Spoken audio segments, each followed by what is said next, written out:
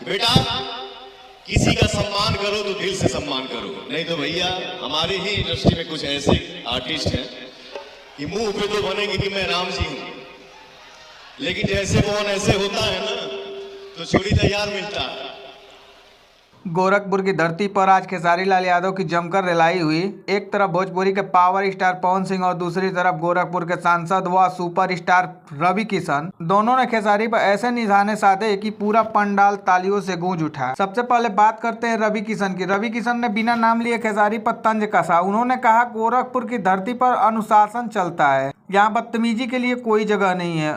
उन्होंने साफ इशारा किया कि भोजपुरी इंडस्ट्री में बड़ों का सम्मान करना सीखना होगा। रवि किशन का ये बयान तब आया जब हाल ही में खेसारी के कुछ बयानों ने विवाद खड़ा किया। उन्होंने सीधे शब्दों में समझा दिया कि मर्यादा पार करने वाले को जनता माफ नहीं करती है। लेकिन असली धमाका तो तब हुआ जब स्टेज पर आए पवन सिंह। पवन सिंह ने अपने गानों से पहले ही कुछ ऐसी बातें कही जो सीधे ट्रेंडिंग स्टार के कलेजे पर लगी। पवन ने दहाड़ते हुए कहा, शेर अगर खामोश है तो इसका मतलब ये नहीं कि गीदड़ भी राज करेंगे। पवन सिंह का यह रिलाई वाला अंदाज देखकर वहां पे मौजूद भीड़ भी खुशी के मारे बेकाबू हो गई। ऐसा लग रहा था कि मानो पवन सिंह का पुराना सारा हिसाब किताब गोरखपुर के धरती पर ही बराबर करने के लिए वहां पर पहुंचे हैं। दरअसल ये लड़ाई पुरानी है, लेकिन गोरखपुर महोत्सव में रवि किशन और पवन सिंह की जुगलबंदी ने इसे एक नया मोड़ दे दिया है। जहां एक तरफ खेसारी लाल खुद को नंबर 1 बताते थकते नहीं है, वहीं रवि किशन और पवन सिंह ने आज ये साबित कर दिया कि गोरखपुर